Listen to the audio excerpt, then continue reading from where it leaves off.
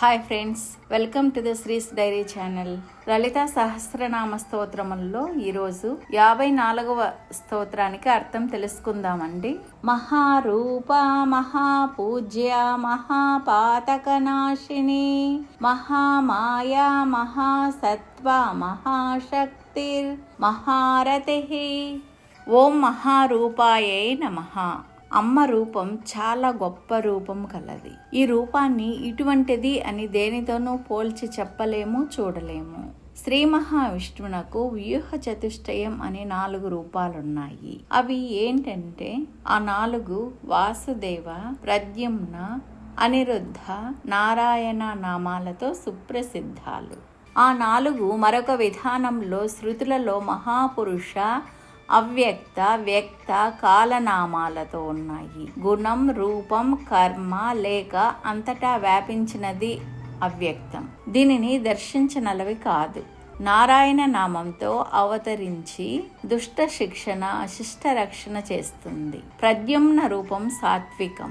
అనిరుద్ధ రూపం జీవులను ఉద్ధరించడానికి క్షీరసాగరంలో ఆదిశేషునిపై దర్శనమిచ్చే రూపం. వీటికన్నింటికి మూలం, వీటి అన్నింటి రూపంలోనూ ఉండేది అమ్మ అయి కూడా వీటికి అతీతమైనది కనుక అమ్మ మహారూప.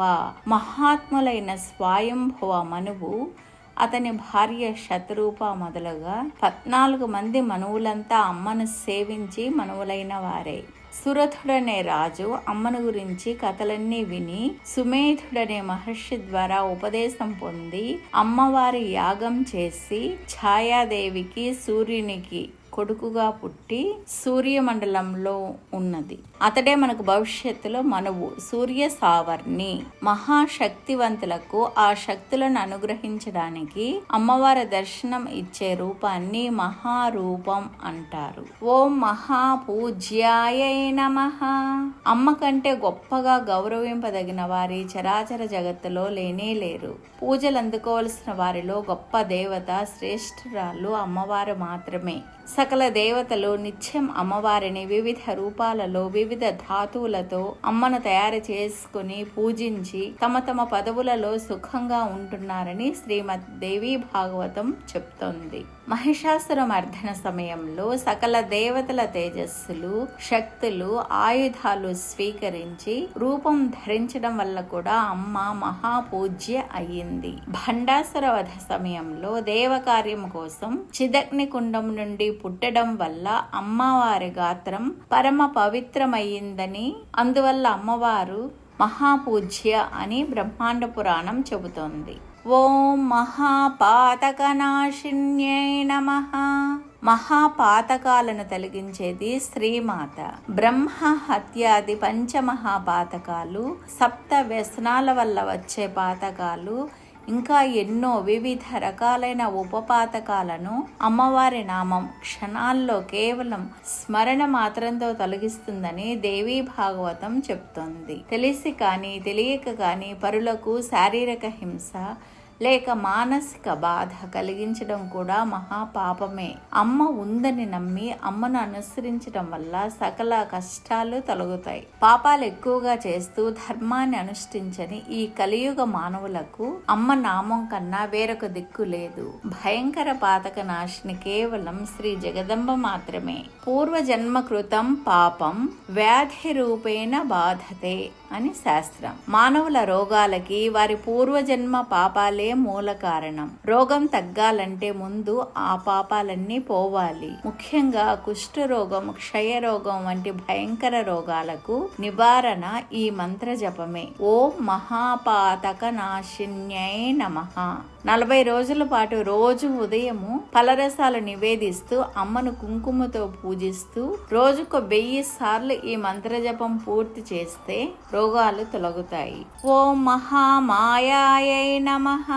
పూర్వం సురథుడనే రాజు శత్రువుల చేతిలో ఓడిపోయి అడవుల పాలై సుమేధుడనే ఋషిని ఆశ్రయించాడు. కొద్ది రోజులకే సమాధి అనే వర్తకుడు కూడా పెళ్ళాం బిడ్డలు ఆస్తి లాక్కొని మెడపెట్టి గెంటగా అలల్లాడుతూ అక్కడికే వచ్చాడు. రాజు అతనితో కలిసి ఆ ఋషి ఆశ్రమంలో జీవిస్తూ భార్యాపుత్రుల కోసం శోకిస్తున్న వర్తకుడిని చూచి, నిన్ను కాదనుకుని గెంటి వేసిన వారిపైన నీకెందుకు అంత మమకారం అని ప్రశ్నించగా, వారిని తలచుకోలేకుండా ఉండలేకపోతున్నానని సమాధానమిస్తాడు. అప్పుడు రాజు అతనితో కలిసి ఋషి దగ్గరికి వెళ్ళి, పోయిన రాజ్యం మీద నాకు, విడిచిపెట్టిన కుటుంబం మీద వర్తకునికి ఎందుకీ వ్యామోహం అని అడుగగా, ఋషి దాన్నే మాయ అంటారని చెప్తారు. ఎంతటి వారినైనా మాయ వశపరుచుకుంటుంది. ఆ మహామాయ రూపంలో ఉన్నది కూడా అమ్మవారేనని, ఆ తల్లిని సక్రమంగా ఉపాసన చేస్తే సకల దుఃఖాలు తొలగి జ్ఞాని అయి తరిస్తాడని అంటారు.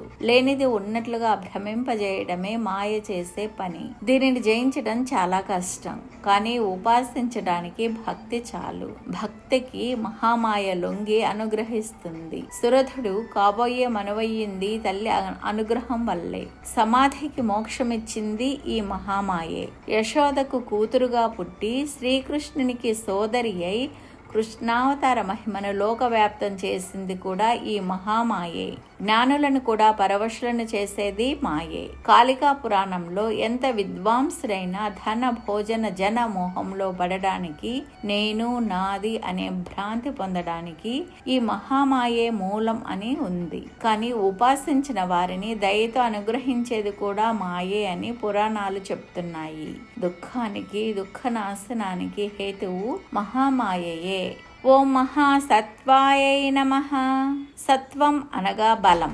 దుష్ట శిక్షణ, శిష్ట రక్షణ చేయాలంటే సత్వం కావాలి. సృష్టిలో నిరంతరం గుణదోషాల సంఘర్షణ జరుగుతూనే ఉంటుంది. గుణాన్ని రక్షించడానికి, ధర్మ సంస్థాపన చేయడానికి తన మహాశక్తితో అవతరిస్తూ రూపధారణ చేస్తూ అమ్మవారు విజృంభిస్తుంటుంది. ధర్మ సంస్థాపనకు అవసరమైన అమ్మవారి ఆ దివ్య శక్తిని మహాసత్వం అంటారు.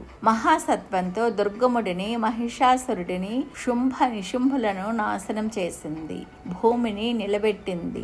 సత్వం అనగా ఇంకొక అర్థం గుణం. అమ్మలో సకల సద్గుణాలు రాశిగా ఉన్నాయి. నిర్గుణ అయి ఉండి కూడా లోకం నిలబడడానికి గుణమయ్యి ఉంటుంది.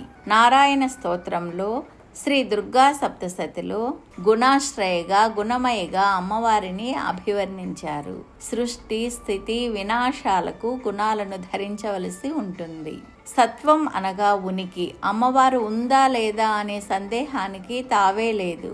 ఎందుకంటే అమ్మయే భూమి రూపంలో ఉంది. భూమి ఉనికి ఉన్నంతకాలం అమ్మను మనం చూస్తున్నట్లే. సూర్య చంద్రులు, నక్షత్రాలు ఇలా ఇవన్నీ ఉన్నాయంటే వాటి రూపంలో మనం అమ్మవారిని దర్శిస్తున్నట్లే. సర్వలోకాలు ప్రళయంలో నశించిపోయినా నశించక దర్శనం ఇస్తుంది కనుక అమ్మవారు మహాసత్వ. స్థితిలో మార్పు లేకుండా ఎల్లప్పుడూ ఒకే విధంగా ఉంటూ స్థితి కారకురాలుగా ఉండేది అమ్మవారే కనుక మహాసత్వ. శరీరం శిథిలమై ఏ పని చేయడానికి శక్తి లేకుండా నీరసించిపోయినప్పుడు, లేస్తే చాలు కళ్ళు తిరుగుతూ ఉంటే శరీరం స్వాధీనంలో లేనప్పుడు, అలాంటి సమయంలో మనం ఈ మంత్రాన్ని ఓం మహాసత్వాయై నమః అని జపిస్తూ ముందుగా మంచం మీద ఉన్న, ఇంకే స్థితిలో ఉన్న ఈ మంత్రాన్ని ఉన్న చోటులోనే 7 రోజులు యథాశక్తిగా జపించాలి. శరీరానికి కొంత శక్తి వచ్చిన తర్వాత శుభ్రంగా స్నానం చేసి 40 రోజులు ఎండు ద్రాక్షను నివేదిస్తూ రోజు 1000 సార్లు ఈ మంత్ర జపాన్ని అమ్మవారి సన్నిధిలో చేయాలి. అలా చేయలేకపోయినా బ్రాహ్మణుల ద్వారా ఈ మంత్ర జపం చేయించవచ్చు. ఓ మహాశక్త్యై నమః. జగత్తులను నిర్మించడం అంటే మాటలా? నిర్మించిన జగత్తును నడపాలంటే ఎంత శక్తి కావాలి? జగత్ నిర్మాణ, పోషణ, లయాదులకు సంబంధించిన మహాకార్య నిర్వహణ చేసే అపూర్వ శక్తిని మహాశక్తి అంటారు. అగ్నిలో దాహక శక్తి, గాలిలో శోషించే శక్తి, భూమిలో ప్రాణస్థితి శక్తి, ఆకాశంలోని శబ్ద శక్తి, జలంలోని రస శక్తి అమ్మవారే. ఒక శరీరం ఆవిర్భవించింది అంటే అందులో ఎన్ని ఎముకలు, ఎన్ని రకాల మజ్జ, గ్రొవ్వు, ధాతువు, ప్రాణ విశేషాలున్నాయో అవన్నీ కూడా మహాశక్తి స్వరూపాలే. ఈ భూమిపై ఉన్న వృక్షాలు, కొండలు, నదీ నదాలు, జలపాతాలు, ధాతువులు ఇత్యాదులన్నింటినీ కలిపి శక్తులు అంటారు. వీటినన్నింటినీ కలిపి మహాశక్తి అంటారు. ఇక దుష్ట శిక్షణకు వివిధ ఆయుధాలు అమ్మవారు ధరిస్తుంది. ఆ ఆయుధాలన్నీ శక్తి స్వరూపాలే. ఇవన్నీ ధరించడం వల్ల అమ్మను మహాశక్తి అంటారు. దేవదానవులు ఒకసారి తమంత వారు లేరని విర్రవీగుతుండగా అక్కడ ఒక యక్షుడు ప్రత్యక్షమై వారిని అధిక్షేపిస్తాడు. ఆయనతో యుద్ధానికి వస్తాడు అగ్ని. ఆ యక్షుడు ఒక గడ్డి పరకను చూపి దానిని తగలబెట్టమంటారు. అగ్ని తన యావత్ శక్తిని వినియోగించిన గడ్డి పరక కాల్చలేక సిగ్గుపడి వెళ్ళిపోతాడు. వాయువు వచ్చి ఆ గడ్డి పరకను ఒక అంగుళం కూడా కదల్చలేకపోతాడు. అప్పుడు దేవతలు సిగ్గుపడి శరణు కోరగా శివుడు ప్రత్యక్షమై అమ్మవారి శక్తి ఉన్నంత వరకు మాత్రమే దిక్పాలకులు తమ తమ పనులు చేయగలరని, లేకపోతే వారంతా నిర్వీర్యులని, ఇంకా ఎప్పుడు అహంకారం ఉండకూడదని హెచ్చరించి అదృశ్యమవుతారు. అందరినీ పనిచేయగల వారిగా చేసేది అమ్మవారి శక్తి మాత్రమే కనుక ఆ తల్లి మాత్రమే మహాశక్తి. ఓ మహారథ్యై నమః. అలౌకికమైన ప్రీతిని మహారథి అంటారు. తన భక్తులందరినీ కన్న తల్లిలా సాకి వారిపై ఇంత అంత అని చెప్పలేని ప్రేమను చూపిస్తుంది అమ్మ. ఆ కరుణని ఇటువంటిది అని చెప్పలేము. ప్రేమ అంటే కన్న తల్లిదే ప్రేమ, లేక పెంచిన తల్లిది ప్రేమ. దేవకీ రూపంలో శ్రీకృష్ణుని కన్నప్పటి రీతిని దివ్య ప్రేమ అంటారు. యశోద రూపంలో చిన్న కన్నయ్యను సాకి బొజ్జకు త్రాడు వేసి రోటికి కట్టిన ప్రేమ అపూర్వ మాతృ ప్రేమ. తండ్రికి దూరమై అడవిలో ఉన్న సుదర్శనుడిని అనుగ్రహించిన ప్రేమ అవ్యాజ ప్రేమ. మూర్ఖుడై విద్యాగంధం లేక అలమటించిపోతున్న సత్యవ్రతుడిని మహాకవి పండితుని చేసి అనుగ్రహించిన ప్రేమ శ్రీ విద్యారథి. ఇలా ఎవరిపై ఎలాంటి ప్రేమ చూపించాలో అలాంటి ప్రేమను అమ్మవారు చూపిస్తుంటుంది. ఆ జగజ్జనని ప్రేమను మహారథి అంటారు. మన్మథునికి భార్యగా ఉన్న మహారథి రూపంలో జీవులలో సృష్టిని కొనసాగించడానికి కావలసిన దేహ సంబంధ పవిత్ర ప్రేమ కూడా అమ్మవారే. చతుర్విధ ఫల పురుషార్థాలలో ధర్మంతో కూడిన కామమే లేకపోతే భగవత్ పరంపరగా వచ్చే సృష్టి ఆగిపోతుంది. అది కొనసాగించేది కనుక అమ్మను మహారథి అన్నారు. మహాకామేశ్వరుని భార్య కూడా అమ్మవారే కనుక ఆ రూపంలో ఉన్న స్వామి పత్నికి కూడా మహారథి అని పేరు. సంతానం లేనివారు 41 రోజుల పాటు ఓం మహారథ్యే నమః అనే మంత్రాన్ని 1000 సార్లు జపించాలి. అమ్మవారి విగ్రహం ముందు కానీ లేకపోతే ఫోటో ముందు. హాయ్ ఫ్రెండ్స్, మీకు ఒక మనవి. 1వ శ్లోకం నుండి 50వ శ్లోకం వరకు అర్థాలు ప్లేలిస్ట్లో పెడతానండి. మీరు చూసుకొని అర్థాలన్నీ వినవచ్చు. Bye friends, see you in the next video.